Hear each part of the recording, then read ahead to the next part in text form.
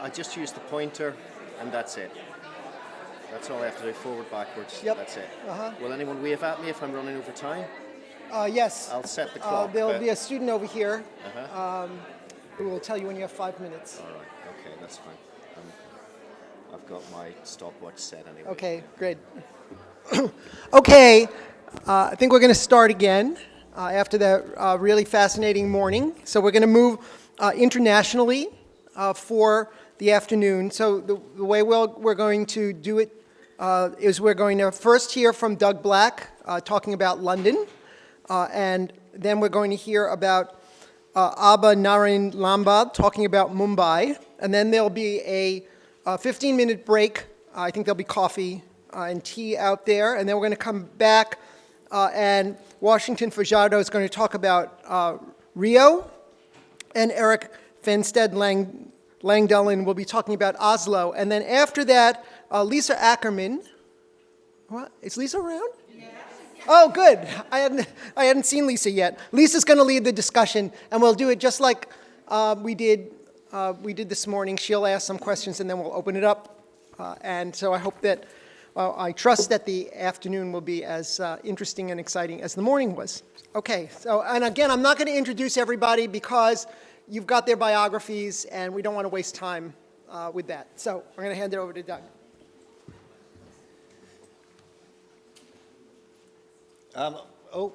Yep. Hello, everybody. My name's Doug Black.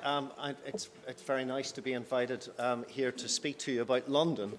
And the title of the presentation today is Preservation versus Progress, the two extremes. And it's very much the topic of debate in London at the minute, as it is in New York. So I hope we've got some useful things to share with you in that respect. Just to give you some context for the British system, conservation heritage designation is undertaken by Her Majesty's government, so it's a national government thing. And decision-making on heritage and planning is undertaken by local boroughs. So I'm employed by a local borough, and as a specialist urban planner with conservation expertise, I advise the local borough on balancing preservation and progress in terms of delivering urban development and delivering growth. So this is Greater London. It doesn't look like much like that, does it really? The River Thames is winding from east to west across the centre of the city. My borough is the one in red, the London Borough of Lambeth. And at its northern tip there, where it touches the River Thames, you can see the smallest borough right in the middle, in the heart of the city. That's essentially the medieval heart of historic London. And indeed, it was a Roman city before it was a medieval city. And the city gradually expanded, as they do. And with the Industrial Revolution, the expansion was greatest. And that's when the city burst its bounds south of the river. And my borough is a linear borough, as you can see, a cross-section of the inner part of the city, and it was developed pretty much between 1800 and 1900. So development further out will post-date 1900, and development across the river in the heart of the city predates 1800. The outer edges of the city are still semi-rural, and if you go there to the counties of Kent or Sussex, you'll find the archetypal English village with its village green and its thatched pub and its medieval church and so on. And that's because planning regulations in the 1940s constrained the expansion of the city. So Greater London is, as an entity, isn't expanding outwards. It has to keep reinventing itself within its geographical confines. The city has an elected mayor, Boris Johnson. You might be familiar with him on this side of the pond. I believe he was born in New York. And he's a personality.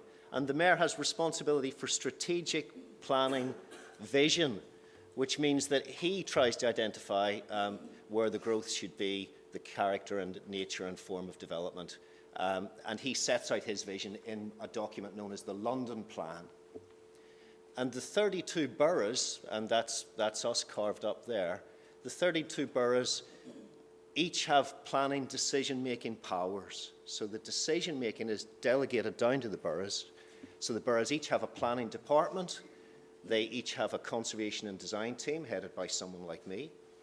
And they each take responsibility for the direction of development and the management of change within their geographical area. So an overview of English heritage designations. We started a little bit earlier than you guys. In the 1880s, we started protecting archaeology. In the 1940s, after the Second World War, when we had a social democrat agenda, we created a National Health Service, we created universal free education to university level, we created a planning system, and we started designating historic buildings. By the late 1960s, we were designating historic areas, which we call conservation areas. By the mid-1980s, we were designating historic landscapes, that's designed landscapes, parks and gardens, cemeteries also, where they're important.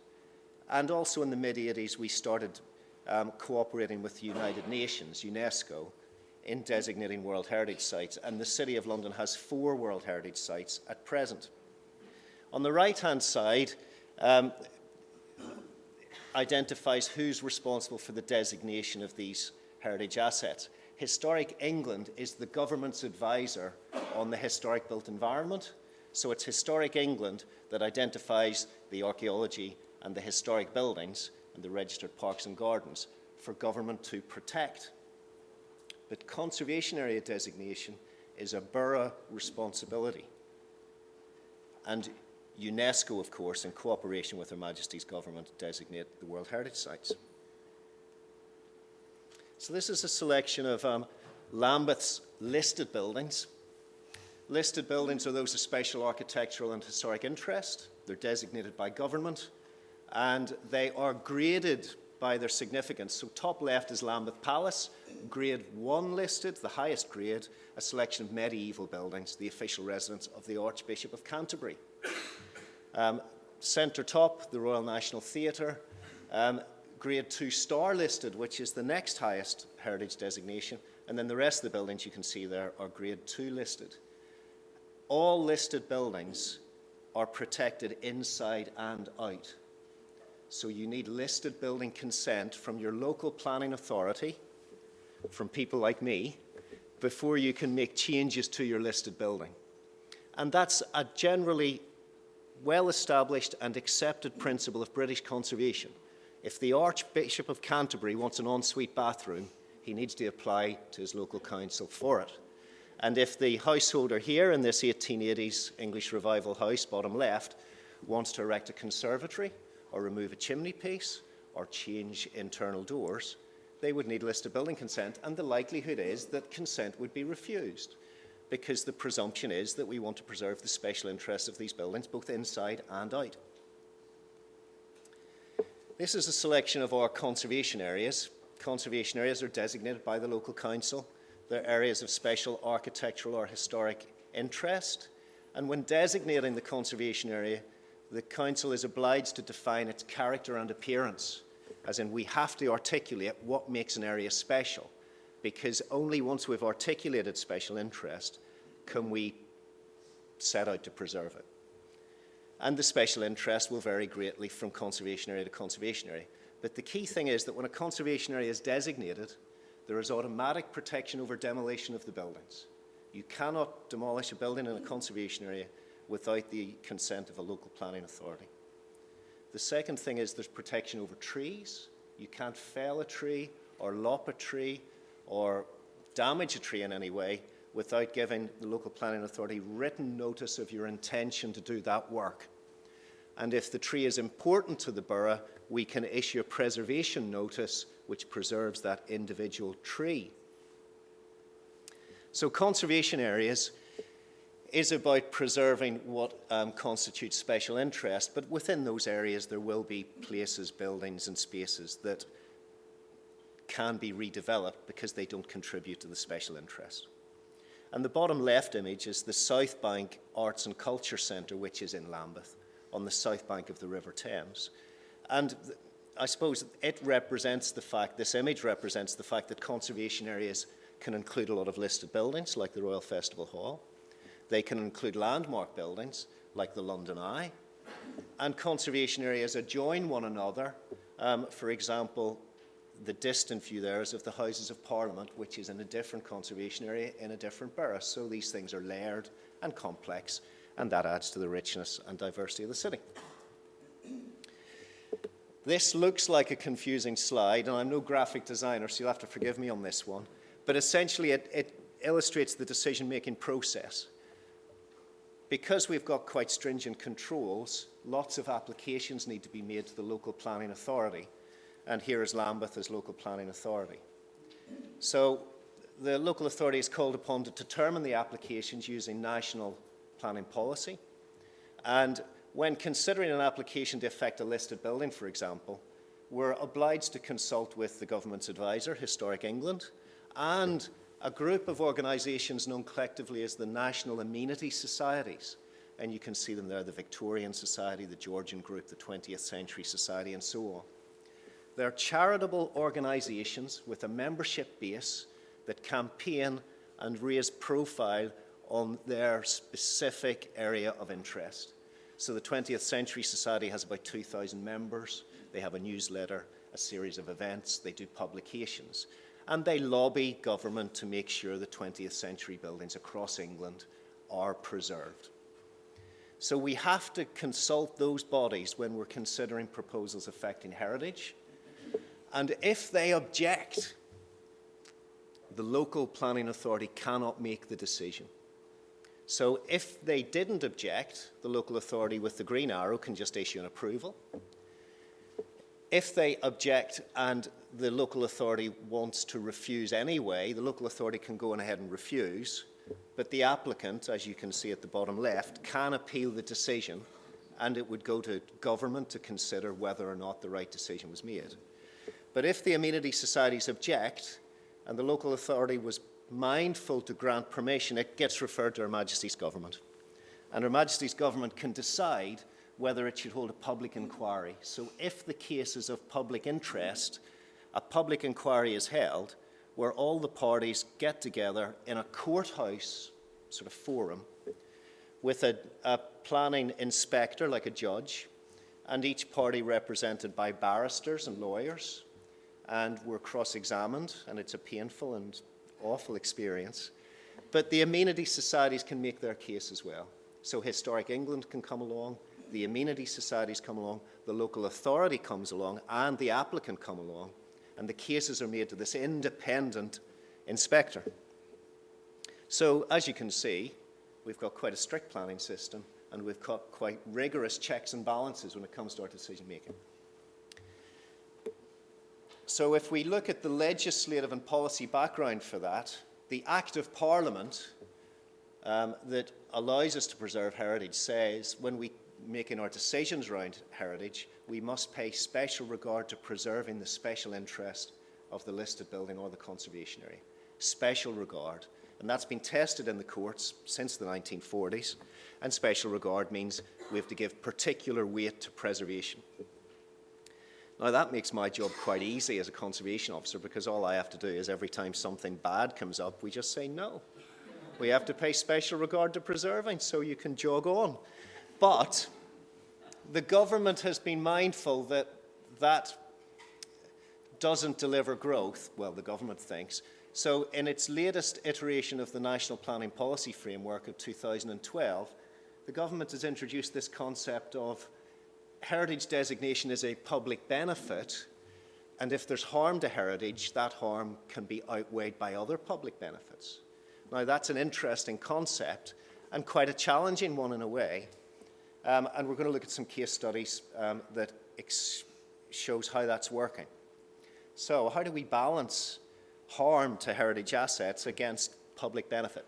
So this is the case study I'm going to share with you. It's the 1930s headquarters of the London Fire Brigade.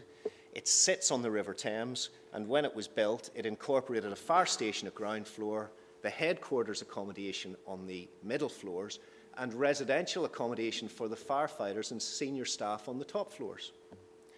The fire authority is, to use a British colloquialism, skint, and with all sorts of cuts to funding, they're starting to look at their property portfolio with a view to maximising returns and so on. So the proposal came in with this building that they would keep the fire station on the ground floor, they would redevelop the upper floors for residential use, and they'd redevelop a site to the rear that would generate a huge income for them. Now, the site to the rear was so big that it would rise up behind the listed building here and interrupt that fine silhouette that you can see against the sky. And we have planning policies that protect silhouettes. They also wanted to add a big rooftop addition, which means that that viewing deck on the roof, where the fire officers could stand looking over the rooftops of the entire city, because up until the 1930s we had strict height limits, that rooftop observation tower would be destroyed by a new addition. And at the rear of the building was designed originally to have terraced observation platforms so that the public could come along every week and watch drill parades on the drill yard. It was very important for the fire brigade that it had this public presence back then. And all that survives, and you can see the bottom right image shows the observation platforms where the public stood. And there's some great photographs of firemen parading around and so on. But the proposals would have entailed building on top of the yard, building an infill extension in the gap at the back of the building, and adding the rooftop extension. And then internally, about the only space of any real significance is the Memorial Hall, where firefighters' contribution to the protection of the city is commemorated. And the residential developer wanted to carve this space up to create residential foyers and move some of the memorials. So when it went to my planning committee were reminded they had to pay special regard to preserving this building. And they decided that the scheme was ill-considered, harmful to the special interests of the listed building, and therefore should be refused. And the fire brigade appealed, and the fire brigade said, well, we're offering a public benefit here. We are keeping a fire station on this location. That should be a good enough public benefit to outweigh any of this harm. And it went to a public inquiry, and the inspector heard all the cases, and we were all cross-examined by lawyers. And the inspector concluded that he agreed with the council. There was harm to the rooftop by the loss of the observation deck. There was harm to the rear by the construction of the extensions, harm to the setting by building on the drill yard, and harm to the interiors. But he concluded that that harm was outweighed by the public benefit of keeping a fire station on the site.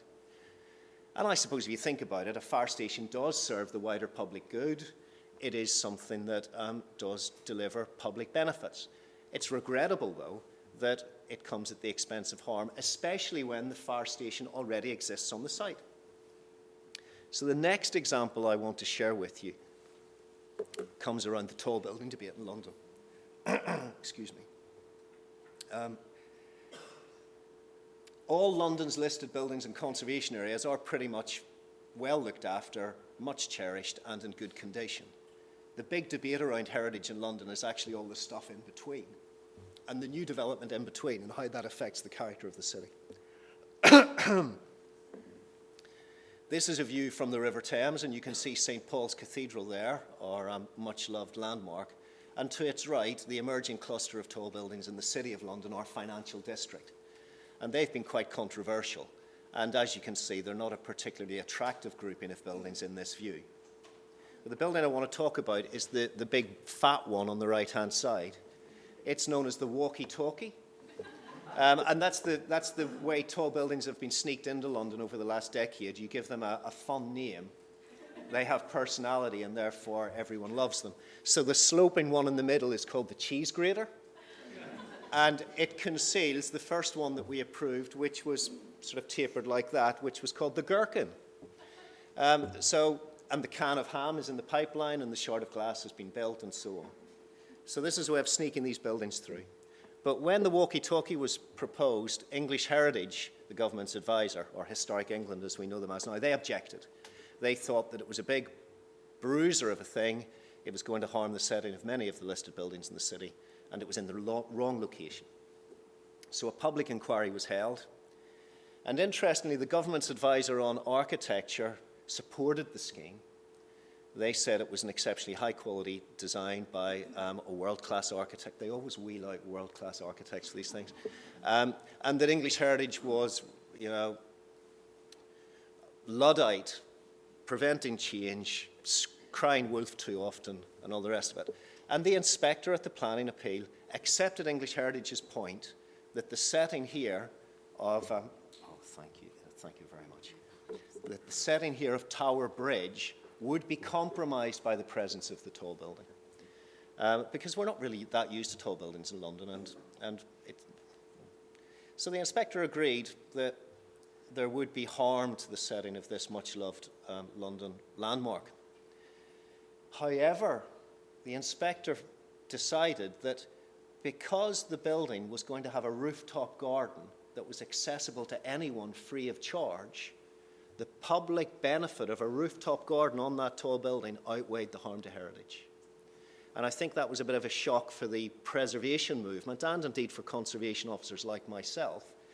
It's one thing having a fire station outweigh harm to heritage, but a garden can now be a public benefit that outweighs harm to heritage. And I think that's the concern for a lot of people in Britain, that public benefits now can be so wide and so general that they can outweigh all sorts of harm.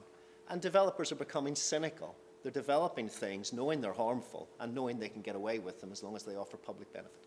So that's a big issue for us. And poor old Historic England, the government's advisor, they're really in a difficult place at the moment. They've been subject to lots of cuts in funding. They've lost a great deal of expertise by people being retired off. They've lost the respect of the conservation lobby and of the wider public because they're trying to respond to the government's pressure and pressure from the development industry and pressure from the government's advisor on architecture, the Design Council, to be more flexible. So Historic England have produced documents like Constructive Conservation, where they try to persuade everyone that they're doing that balancing and that they're getting the balance right. But they've lost the respect of both parties, I'm afraid, because they always seem to be caught out on the wrong side of a debate. So the government's advisor isn't in a good place, and they haven't helped themselves in many respects by some of the schemes they've supported and some of the schemes they've tried to fight. So the next issue I'm going to look at for London is what I've termed the Battle of the Styles. Maybe that's a bit extreme, but it's a good way to start. This is a view of St. Paul's Cathedral immediately after the Blitz during the Second World War, 1940-1941. And a great deal of London was decimated by enemy action, as was a great deal of other European cities. And faced with the need to rebuild after the Second World War, various places had different approaches.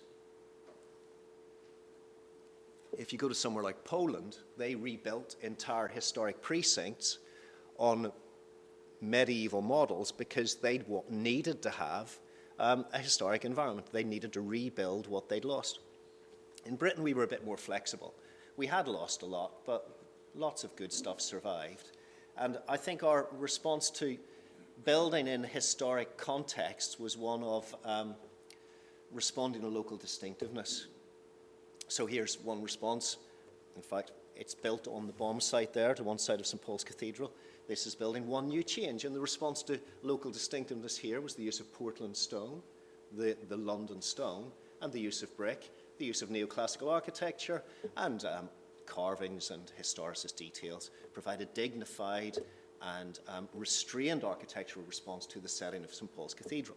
And this is late 1950s. Around the corner, and there you can see St. Paul's Cathedral in the backdrop, is Paternoster Square. And the early 1960s response was an international modern response. But again, it was undertaken in Portland stone, which is the material of the city. So whilst it's a modernist response, its materiality and the basic mass and scale of the buildings is subservient to St. Paul's Cathedral. Now, His Royal Highness the Prince of Wales wellied into the architectural debate in the 1980s with his book, A Vision of Britain. And one of the examples he used of poor design in historic context was this one. His Royal Highness is a bit of a historicist. I suppose he grew up in a lot of palaces, so he's used to the finer neoclassical things. And he started a campaign to get this precinct replaced with something more appropriate. And during the 1990s, that campaign gathered momentum, and this is what replaced it. And it's in Portland stone, and it's historicist, and it's neo-Georgian, and the little archway was brought in from elsewhere to give it a little bit of historic integrity. And it's very successful, and it has richness and detailing and human scale and all those other things. And it has been well received, but the architectural profession hated it, because the architectural profession know best, and no one wants a prince of the crown telling them what they can and cannot do. So publicly, this sort of stuff's been very well received, but privately, the architectural profession came out of Charles's attack bruised. But by the time this was finished, about a decade ago, the entire precinct around St. Paul's Cathedral was surrounded by vaguely historicist buildings in Portland stone and in brick. So job done. We can walk on and we can conserve something else. But not in London. There's no such thing as job done. Remember this building? Well, no sooner than everything was finished, this building was put up for redevelopment. And the Corporation of London, who are the local authority here, wanted a shopping mall. And they got a developer who was very keen to deliver a shopping mall, and an internationally acclaimed architect was brought in. And when Prince Charles heard of the plans, he contacted the owners and he asked them to reconsider. He said, you know, this building mightn't be great, but it responds to context with its brick and its stone, and if you're going to replace it, you should respond to context with brick and stone. And this is what we got. Now, my counterpart in the City of London supported this scheme. The Mayor of London and his Heritage Advisor supported this scheme. Prince Charles didn't like it. The Heritage Lobby didn't like it. But I think it reflects one of the tensions in London, and that is that London has been seduced again by international modernism and big money. And as a result, its sort of local distinctiveness is being eroded.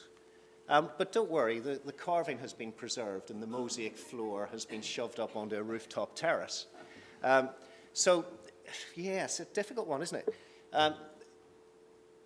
Oh, okay. I thought I had another case study, but I must be mistaken. I'm on to my final case study. I might be well ahead of time, sorry to say, if this is the case. So again, a map of Lambeth and the River Thames winding across the top end.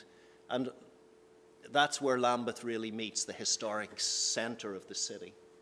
Across the river is the city of Westminster, which of course is very historic. It has the Houses of Parliament, Buckingham Palace, all the royal parks, government, and so on. And our river boundary and our relationship with our neighbours across the river is fraught a lot of the time because they have a different way of doing things and they sometimes don't like what we do. And this is the case study I want to share with you because it ties together a lot of issues. This is the Shell Centre, and it was built by the Royal Dutch Shell Oil Company in the 1950s. It was one of the first tall buildings in London, and as you can see, there's a tall building, a series of open spaces around its base, and then a podium block, which is a lower building that wraps in a C shape and adjoins the back of the tall building.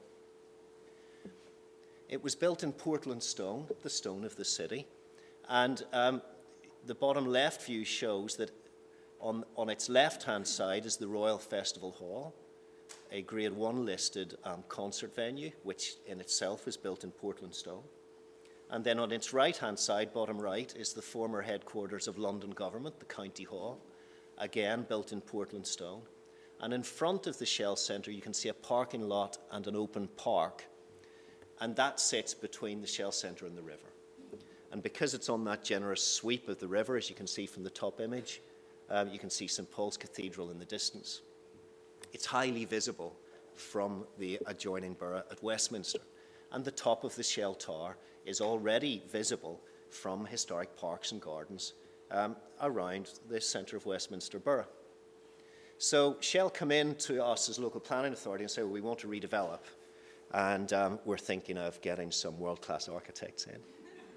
And we're thinking of a shiny building and a pointy building and a wonky building and we said, well, no, because we think you've got a very sensitive historic context here, and we think you need to be very cautious about how you take development forward.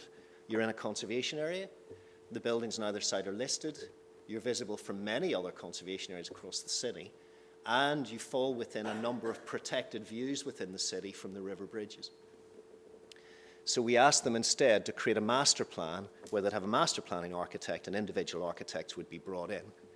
But we recognized the demand to build high, and we recognized the fact that we were going to introduce densities that were well in excess of what's normally seen in this part of the city. But this part of the city is earmarked for growth, and here is the proposal that we negotiated. So an assortment of buildings forming a family around the retained shell tower. They're all in Portland stone. Some are residential and some are commercial. And the historic artworks that were a key part of the Shell Centre's original development are being retained and replaced back into the new precincts that are being created.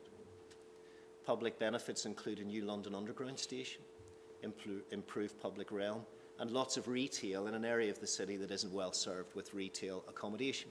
And you can see the bottom left photographs show the richness of the architectural detailing and so on.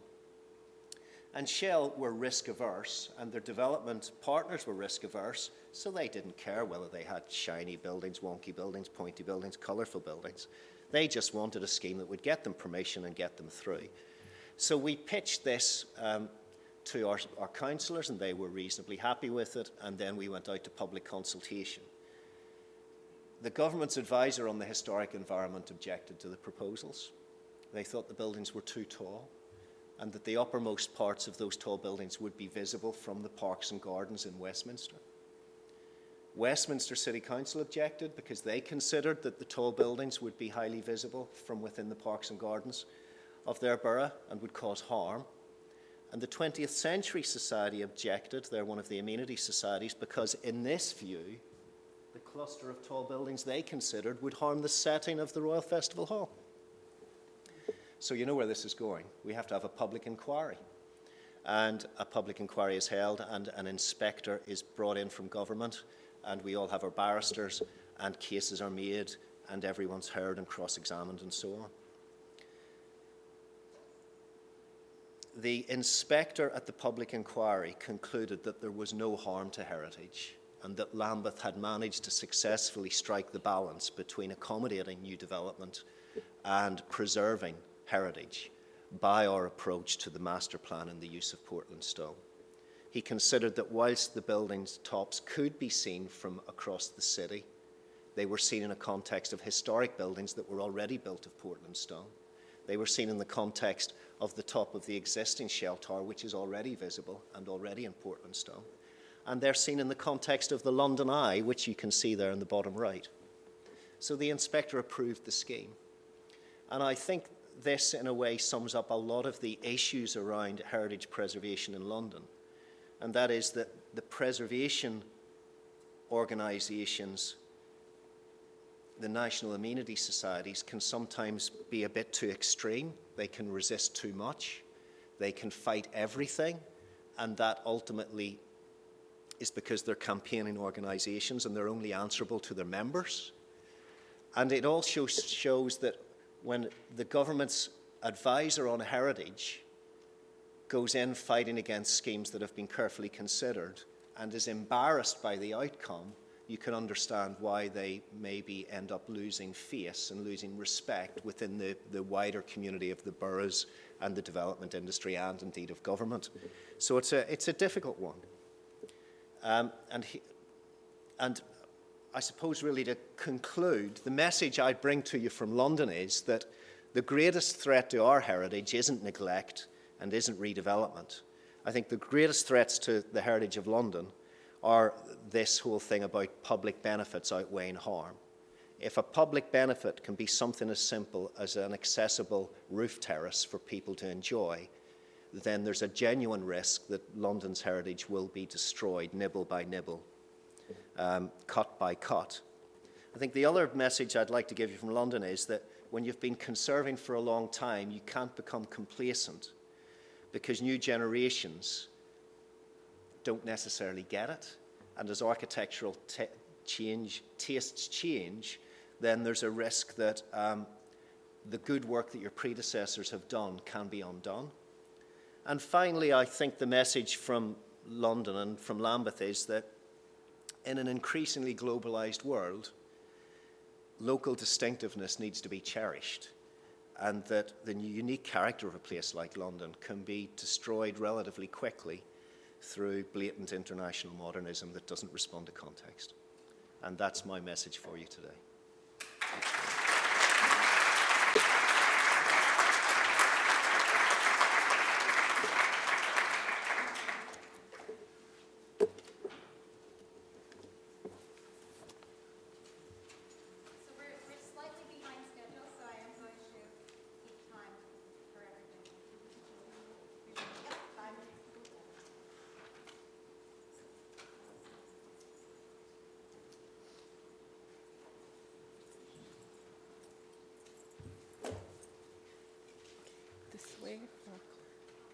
Okay.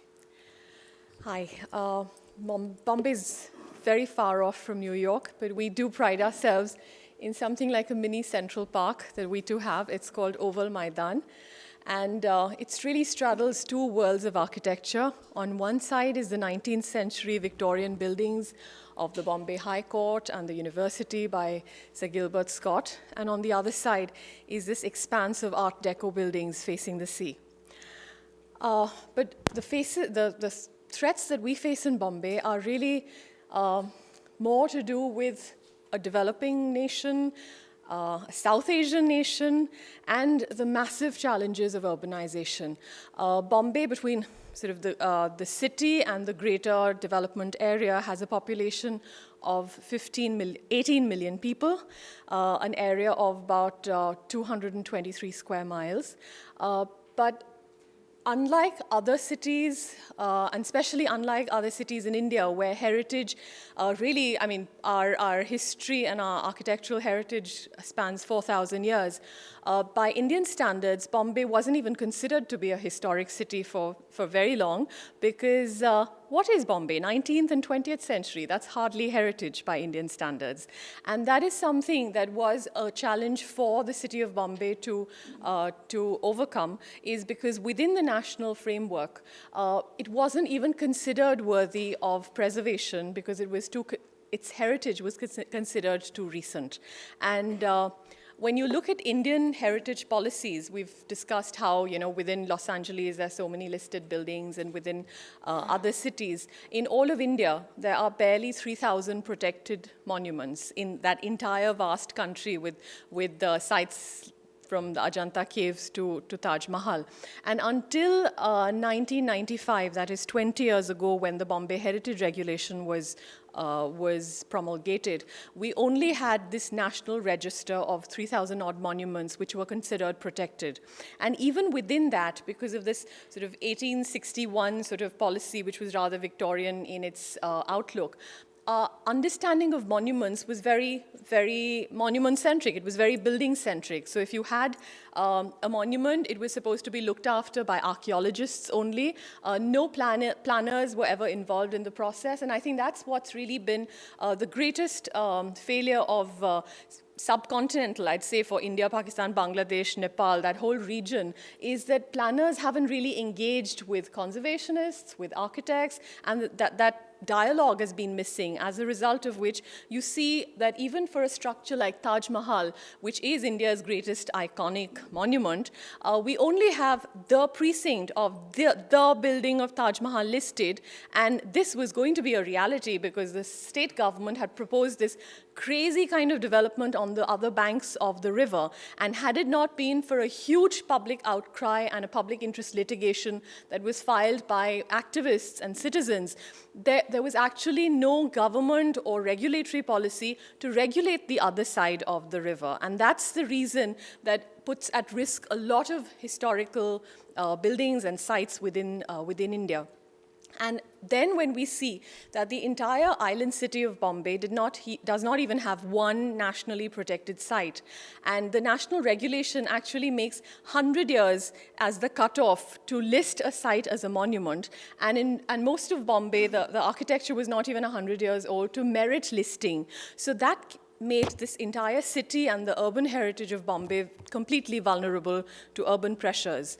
And when you look at the urban pressures, it really is a boiling pot of urban problems. We have a huge burgeoning metropolitan population, one of the highest real estate values in India and the area. Most of the heritage buildings and sites are non-listed, they're non-governmental, they are under private or trust ownership. There is no central government protection, and we have really lab conditions for decay. We have the kind of high humidity, high temperature sort of ranges that are perfect for growing everything from algae, fungus, to just about every kind of termite possible. So that puts, and a kind of monsoon where it just rains and pours for 3 to 4 months of the year. So it's really lab conditions for the decay of historic buildings.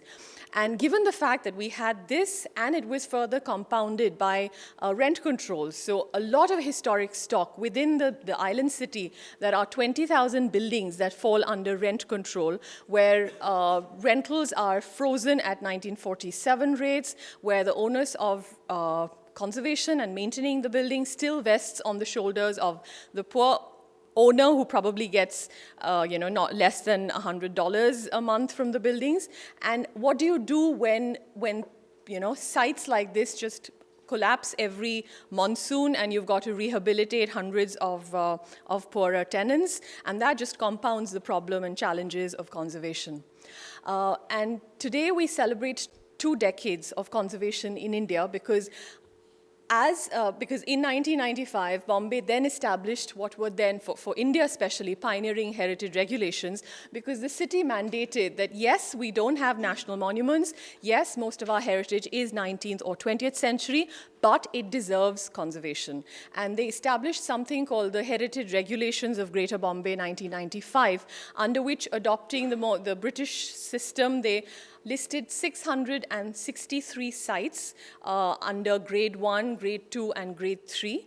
And more important than that is that they listed entire precincts as heritage precincts. So moving away from this monument-centric urban conservation philosophy, they moved to encompass larger neighborhoods, historic settings, as being worthy of conservation. Again, when you talk of funding, there was absolutely none, because we did not have nationally listed sites, we did not get any government funding for preservation of historic buildings.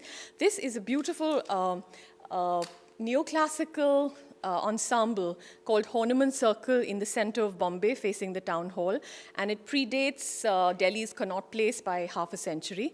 And yet, the condition of the buildings is what you see to the left, because these were rent control houses and rent control offices, really. People were paying between $10 to $15 as rentals to live or to have offices in these spaces, and nobody was willing to put money onto the facade or common spaces.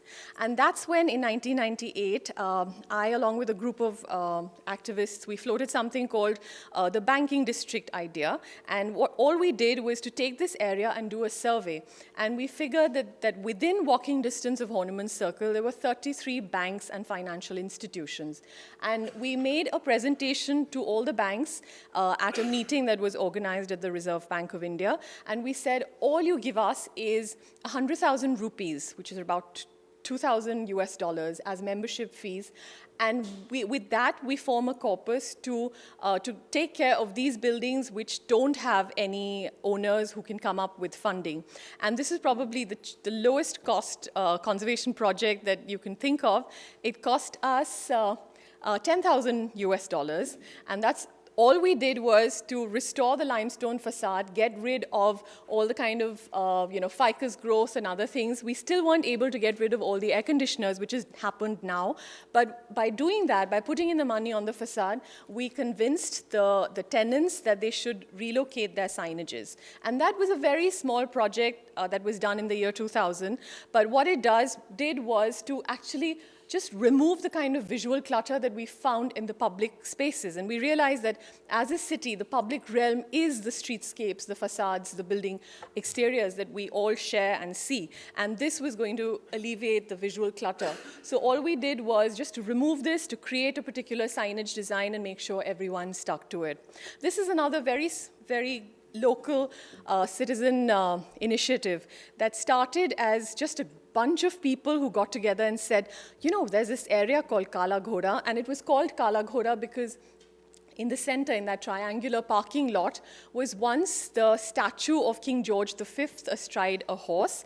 And post-independence, the statue was shunted off and exiled to the zoo, and this area was just, the name still persisted, so the area is still called Kala Ghoda, which means black horse.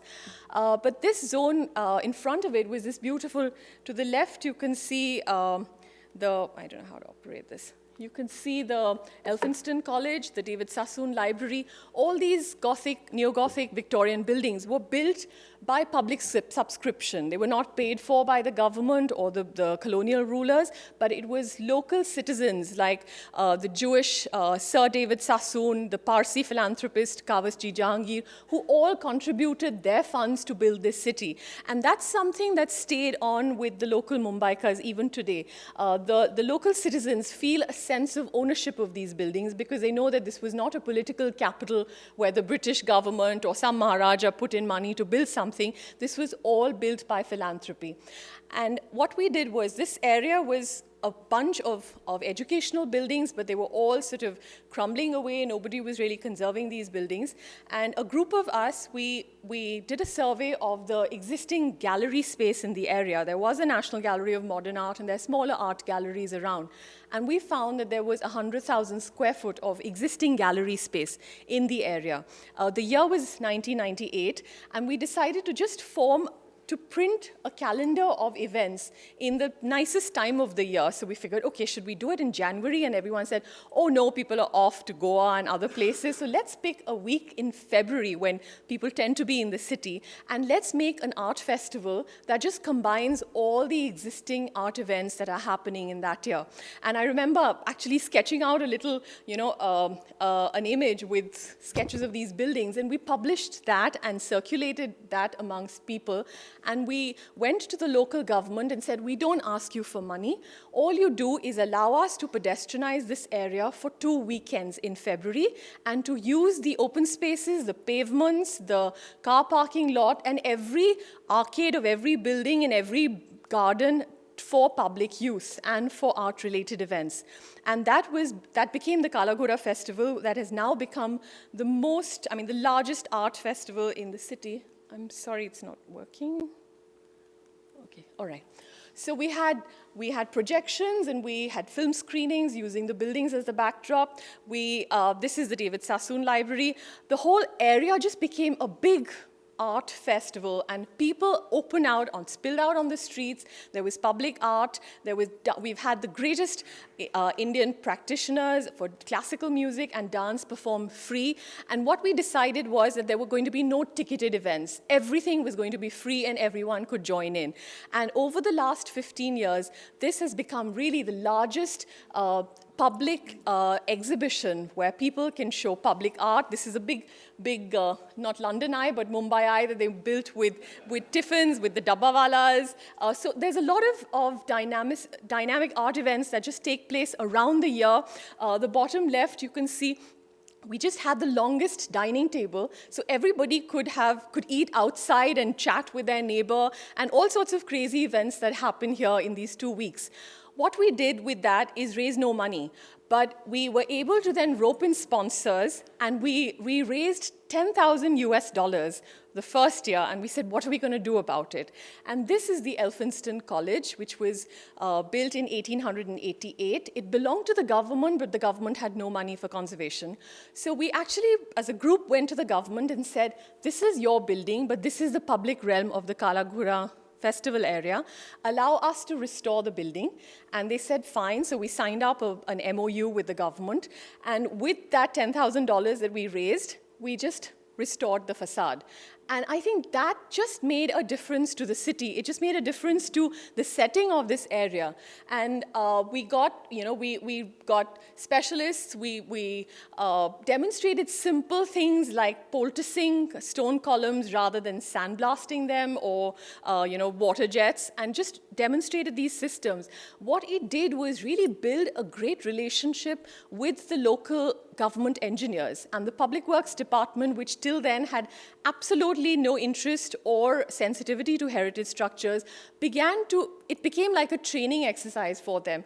And over the last 15 years, it's changed so much that now the Public Works Department engineers talk about conservation, and they talk about non-abrasive systems of stone cleaning, and that really helps because we did this as a demonstration to them, and this is a typical Indian government building interior, which had tube lights hanging, which had layers of oil paint, and this was the lobby of the Elphinstone College.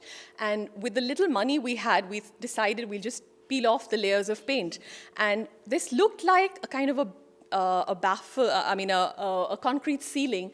But by the time we started peeling off all the layers of paint, we just realized it was this rich Burma teak ceiling that had been painted for years and years. And there's a saying they say about the military engineers and also about the Public Works Department that if it moves, salute it, and if it doesn't, paint it. And that's really what happened over years with just layers of paint over all these buildings.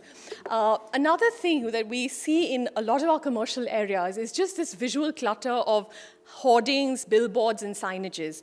And in 1999, I was given a grant by the local development authority to develop signage controls for this most busy commercial spine of Bombay, which is called Dadabhai Naoroji Road, because it stretches from the Victoria Terminus and Crawford Market on one side to the Flora Fountain here. And this is what every building looked like. There were just billboards and signboards and hoardings. So what I did with a team of 5 architects is that we spent a whole year measure drawing every building. There were the municipality did not have street elevation, so we just drew up all the street facades, did surveys of which were the shopkeepers, which were the owners, mapped the kind of signages that were there on the facades, and then and submitted that to the government that these are what should be the controls. That was the year 99 by the time I submitted the controls. There were 3 levels of government people that we went through. They all said, oh, that's a great idea and very good, and went back to sleep, just did nothing about it. So for 2 years, I waited and waited for the government to do something. And finally, when I was making my presentation to the then municipal commissioner, he dozed off to sleep 5 minutes down my presentation. And that's the day I realized that if I want to do something, I'm not going to take the top-down approach.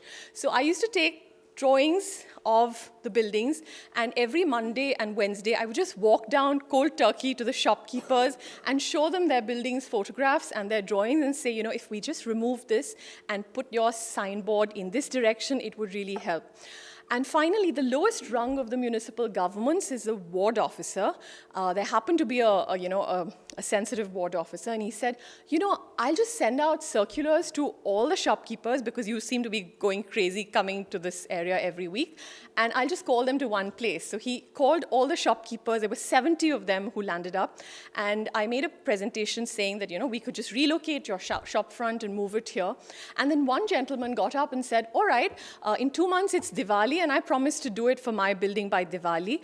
And another stood up and said the same, and we formed something called the Heritage Mile Association. And then we shamed McDonald's because they had the biggest, and we went to them with photographs of McDonald's on Bond Street and McDonald's in Rome and said, you have this tiny M that's barely visible, and just because we're a third world country, you think you can do this? And we finally shamed them into putting their shop sign in. And for generations of Bombay citizens, we'd never seen these arches, and that was our big success. And we followed that up with, there were multi-tenanted buildings like this. And I just remember standing outside and having these negotiations, standing on the road with someone saying, but my shop front is, second from the second arch on the left, and my shop is the third from the right. And we had these crazy negotiations to get each one of these put in the right place and to remove the clutter. And finally, there was a doctor, a gynecologist by training, Anahita Pandol, and she filed a public interest litigation suit in the Bombay High Court against visual clutter of billboards in historic spaces and historic districts. And the High Court ruled that the Heritage Committee should take a call. And at that point, I was serving on the Heritage Commission, and there was another gentleman called Cyrus Gazdar and I, and every weekend we spent visiting every building in the fort area and actually marking down reasons why they should not have billboards, and the High Court ruled in our favor. And all these hoardings just went away in one day, and that was like a great moment of celebration, because buildings like this, I don't think the residents had seen sunlight in decades, and they just, once this went off, it's almost like the city just heaved a collective sigh of relief. And it cost the government nothing, because we were just peeling off something that was not meant to be there. And what it did after that was a lot of individual building owners were just then became confident enough to start restoring their buildings one by one. And they might have gone to different architects and different engineers to do that, but it started making a difference. And DN Road, over the years, I wouldn't say it's all perfect, but these are step by step. We've managed to restore buildings, and then we designed a set of streetscape, street furniture designs in cast iron, and this was designed as a palette, and one of the buildings, one of the corporates on that street was the Times of India office, which is a newspaper. So the Times of India offered to get the first 100 meters of cast iron street furniture done at their cost, because making the molds was the most expensive bit. So they funded the first bit of molds, and eventually every shopkeeper paid for the litter bin or paid for the railing in front of his building. So what it did was, again, we took not a cent from the government, but since every stakeholder really paid for it, they feel a sense of ownership with this. And what it's done is, if you look at the historic Fort District of Bombay, which is about a square mile, what's emerged is, as a result, there are small citizens associations for every area. So if you have, the yellow is the Kalagura Art District, which has sort of adopted its area and is doing things for heritage in their area. We have the heritage streetscape of the DN Road, which is working towards signage controls in its area. The green space is the Oval Maidan, which is an amazing story, because 3 women, that's the great park that I showed you in the first slide, 3 women residents of flats who live around that green space took the municipal corporation to court, saying that this is a historic cricketing ground and a heritage open space, and you've neglected it. They won the case in court, and they won they got the power to adopt and take care of this open space, and they raised about $300,000 through corporate funding to manage, maintain, and restore this open space. And to this day, they do it, and they've been doing it for 10 years. So this is that open space, which is looked after by a group of women who happen to be residents of apartments around the area. And finally, after a long battle, we managed to create a UNESCO nomination dossier to nominate the site as a World Heritage Site. So considering that this is the only urban juxtaposition of an open space with 19th century Victorian and 20th century Art Deco facing each other in sort of like a cross-generational urban dialogue, this is the only UNESCO nomination prepared in India, which is not government funded or government initiated. This was initiated by citizens groups, and we're still struggling to have it put and tabled before UNESCO, because even today it was prepared and presented to the government, the central government, 3 years ago. But each year because India can only present one cultural site, each year when it's the time to give to UNESCO Paris its decision on which is the cultural site, somebody frog leaps over us, and it again is another ancient site. So last year we lost to Nalanda, which is an ancient university. The next year we might lose to another ancient site, because for the government, for the central government, a modern 19th and 20th century historic precinct is something that's really not even worthy of their attention. So it's for us, internally within India, it's important for us to win our battle to even make sure that the federal government considers this as a worthy application to UNESCO.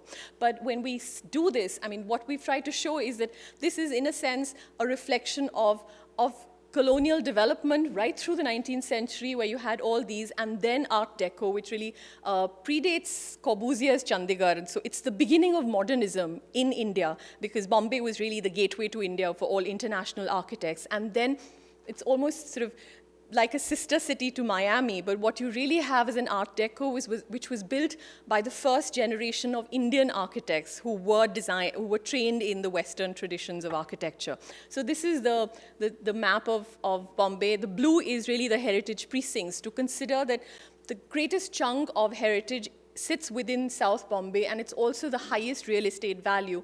I think it's been a great victory for conservationists to have managed to save these areas from complete demolition and new builders. So this is the kind of glimpses of the Art Deco heritage of cinema halls and a sort of an Indo-Deco to the Art Deco, the layering of Indian elements to Art Deco, and also the 19th century Victorian heritage. And one of the gems of this is the Grade 1 listed building designed by Sir Gilbert Scott, England's most famous Victorian architect. And this was the condition of this structure. It's one of the most beautiful Victorian neo-Gothic buildings in India. And over the years, there was just this sort of utter, neglect to the building. The roof was leaking like a sieve. And we realized that we just didn't have enough money to do something about it.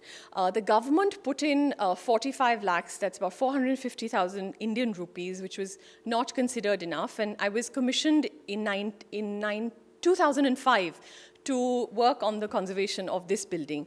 And we realized that if we were to restore this building, we needed just the same amount of money. So rather than, again, go to government, which was really not a possibility, we went to one of the corporate trusts, the Tata Trusts, which were an old house of Zoroastrian industrial houses in India. And we managed to get them to match the funding to restore this site. And the roof needed repair. It's an 1860s structure. With the kind of monsoon that we have, there's a huge amount of wet rot, so there was like every rafter had decayed. We brought in craftsmen, and we still have a lot of amazing crafts traditions in India, so we brought in gilding craftsmen all the way from Rajasthan to restore the gilded surfaces.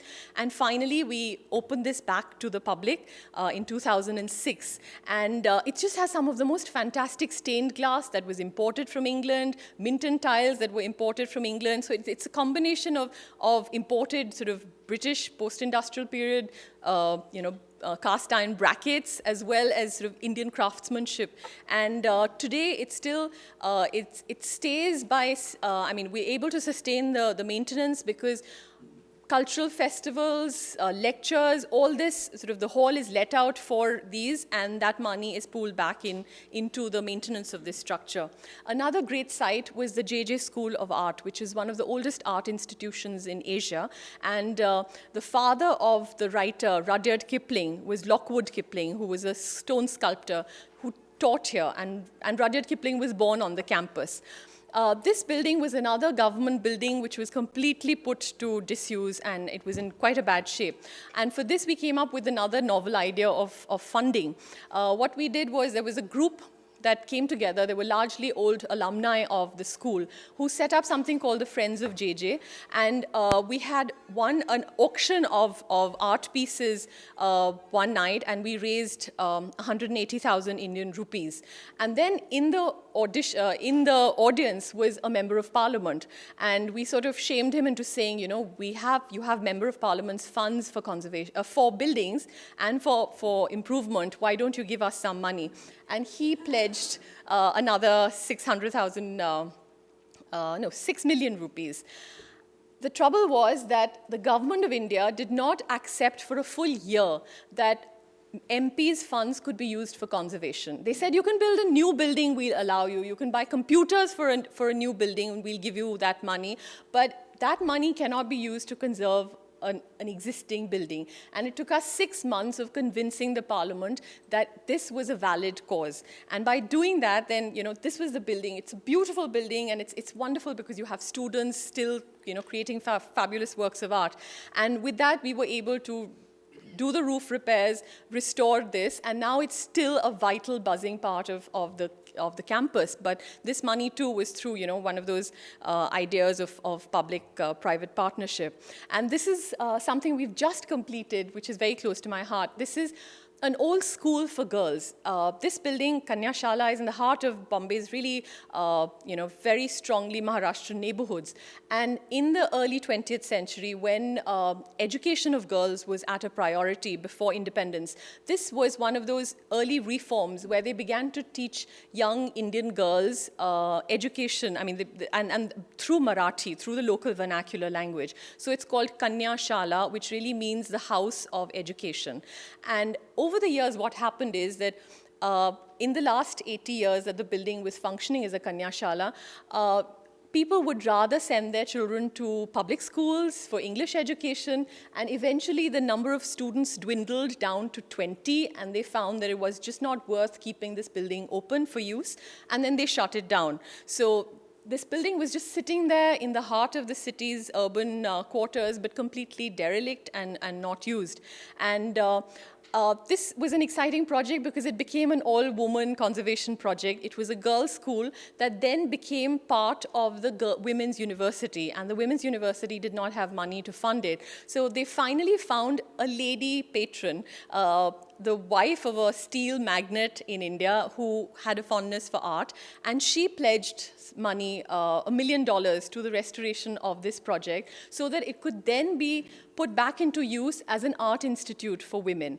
And it's just been restored, and we've opened it back. And all really it needed was just removing some of the things, putting back a few of the balconies, the windows. As you can see, this was the condition of the verandas. But what it's really done is created another chapter in conservation, where it's not just institutes that we're looking at in helping with conservation initiatives, but individuals, and moving across sort of this whole idea of government funding and to rely on that.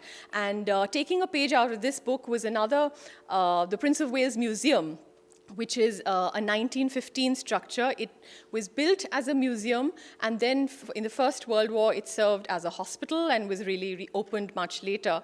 And it's got the maximum footfalls. You've got, because everybody who comes to Bombay and school children, so it's got huge footfalls.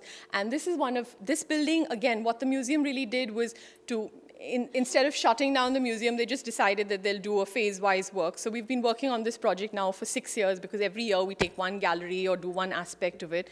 And there was a historian who was a very famous local historian who pledged funds towards the art gallery and the sculpture gallery restoration. So this again came through through private citizen participation, and this gallery has been restored. It's a sculpture gallery, so we actually encourage people to feel the sculpture. So this is very popular with visually handicapped people. You have braille signages, but this, to my mind, was one of the most conservation projects, because this is not in the South Bombay. This is a suburban station, a railway station, and the stakeholder or the client really was everybody who ever took a train from Bandra station. And I think that's where the difference between conservation in a city like Agra or Delhi and conservation in Bombay lies, because in Delhi or Agra, the citizen interaction with heritage buildings is very minimal, because you have this tomb and it's fenced off and you see it and you leave and you go back home. But in Bombay, we really don't have the luxury of space. And for us, we have every historic building, we use it. So everybody has a very strong engagement with heritage. The railway station is a heritage building, the university, the library, the court, the hospital. So people tend to be very strongly opinionated towards their idea of heritage. And this is Bandra railway station, where just because the railways got a lot of flack from the citizens for completely ruining their railway station, they put in just a little bit of money just to repair the roof. And then we realized that while they were repairing the roof, when we peeled off a part of the exterior paint, we found that it actually was a beautiful stone facade that had been painted for years and years. And just by removing the paint, we could see, we could expose the stone workmanship. And they'd put in, crazy kind of partitions, tiles, bathroom tiles over historic stone walls, all sorts of clutter which we removed.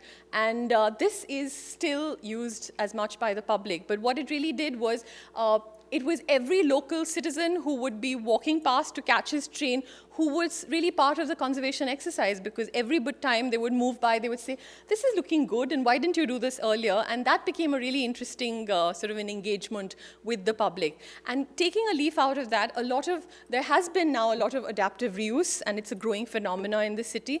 This is the house of Jamshedji Tata, the founder of the Tata dynasty. And he had willed it to a trust, and this was the condition of the building, which is really sad considering that man has given out millions to and is one of the best known names in India. And finally, the ground floor of this building was taken on lease by an ad agency and restored. It's still an advertising agency office, but they were able to keep the high ceilings and keep that straight. But we still have a lot of challenges. We still have the issues of rent control. We still have the issues of just crazy densities that are in the heart of the city. And there's also the issue of the kind of threats that heritage within Mumbai has suffered at the hands of terrorism. We've had the crazy 26/11 strike on two historic sites, the Victoria Terminus as well as the Taj Hotel. But there is a sense of hope that still persists. And I know it's still a crazy balance between the kind of developer pressure and the kind of, the hamstrung conservation movement because of funding resources. But we're still hopeful. We're still 30 years behind New York in its legislation of heritage landmarks. But I think we'll hopefully make up in the next 3 decades. Thank you.